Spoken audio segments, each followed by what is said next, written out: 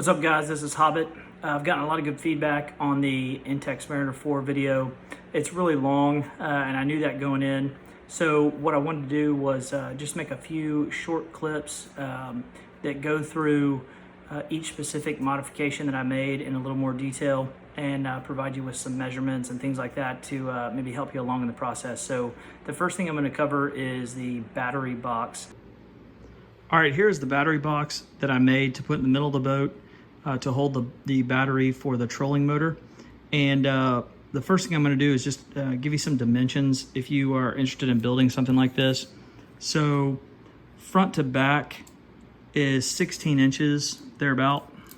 Just want to double check here. About 16, maybe an eighth. The width of the box is 26 inches and a fourth. Yep.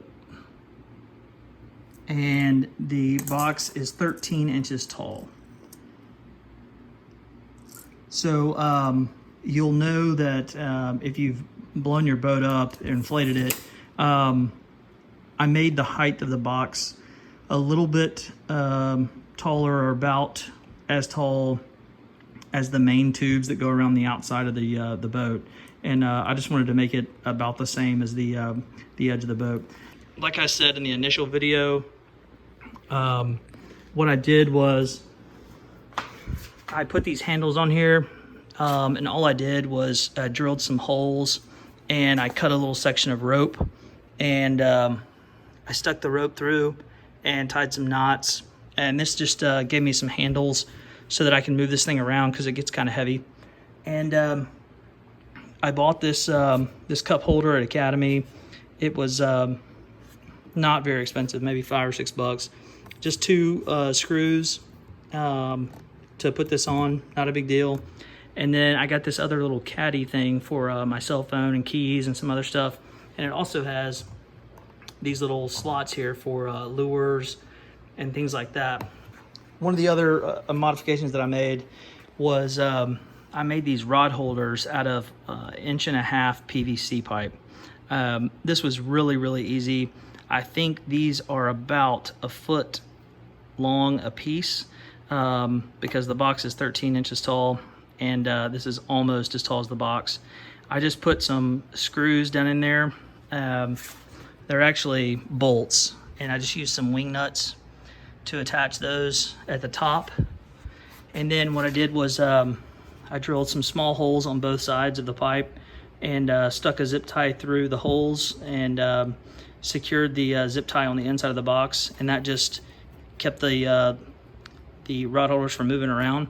And I just kind of spaced these out. I set them up originally, just kind of stood them on the ground, and then I put some rods in there to give me an idea of kind of the spacing. I think you could put, if you wanted to, you could probably put 2 more on the back of this box if you space these out correctly, to give yourself enough room for the reel and whatnot. And you know, now that I'm thinking about it, it probably would have been better to add at least maybe 1, but you could probably put 2 if you wanted. But these are really handy, really easy, just depending on the type of reel that you have. I tend to like spinning reels, and so I cut these little notches, and it wasn't very hard at all. I think this maybe took me 10 minutes.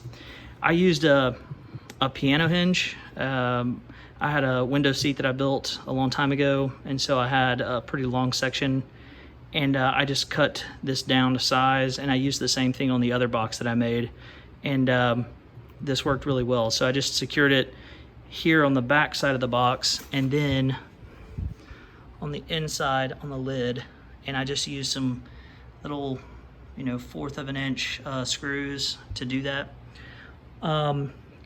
To put the carpet on this box, I wasn't worried at all about this, you know, piercing the boat or anything, so I just used staples. I didn't tape this down at all, or glue the carpet to the wood, and this is really tight. I have no like bubbles or anything, and it worked really well. The other thing that I covered in the first video was these rod holders, and these are really pretty sweet. I got these at Walmart, and the reason I went with these was because it came with the base, and I wanted a flush base because of travel reasons, because I put this on the back of my truck. So these bases enabled me to take the rod holders out, and I can put this plug in, and it gives me sort of a flat surface, and then when I get where I'm going, I can pop those out, and I just keep the rod holders down in my box, and I'm grabbing real quick. And you just stick these in, and you're good to go. And the rod fits right in there. And basically what we used these for was we trolled a little bit with these, but if we needed to, we needed our hands for anything to, you know, help one another get unhung or change a bait or grab something out of the boat or whatever. These came in, these were really handy to have right there on the box. So that's that. The last thing on this box is the battery, and I chose to go with a huge battery. This thing is, it has enough juice in it to give you 100 amps per hour, and I thought that was going to be, you know, plenty, and it turned out that it was perfect. We went all over the lake, and we had a lot of wind one day, and so we were kind of fighting the wind. This thing held up great. I covered this in the first video, but you need to make sure to have a 50 amp breaker that it runs between the trolling motor and the battery. I read a lot about this because I wasn't really sure whether this was going to be necessary, and I ultimately decided, hey, you know what, it's worth it. I got this one on eTrailer. It wasn't very expensive, maybe 25 bucks. And this way, if you get hung up in weeds or you know get into some mud or something like that, you don't burn up your trolling motor, and this thing will kick off. I never had to use it when we were out, but it's an automatic, and it just pops like that, and you just click that back in and you're good to go. So that really protects your motor, so I definitely would recommend that you buy the breaker. And I just secured it right here to the top of this battery box. The other thing is I wanted to make sure that that I could get the wires to the battery, and sitting in the boat, this is how the box looked for me. And so I ran the wires along this side, along the floor, and I drilled a hole right here. It's about an inch, maybe, or half an inch hole, and it comes in the box right there. And I just ran the wires right in there, hooked them up, and it worked great. I didn't have any wires in the floor. It looked really clean. And like I said in the first video, I tend to care about how things look, and this really just kept it all clean, and I really like that. Lastly, I really liked this box because I didn't want a bunch of stuff around my feet. And so even though this battery is really big, there's a lot more storage in here than you might think.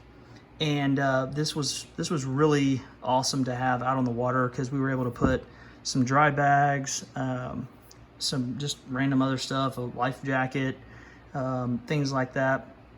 And it just kept the boat clean and a lot of stuff out of the way.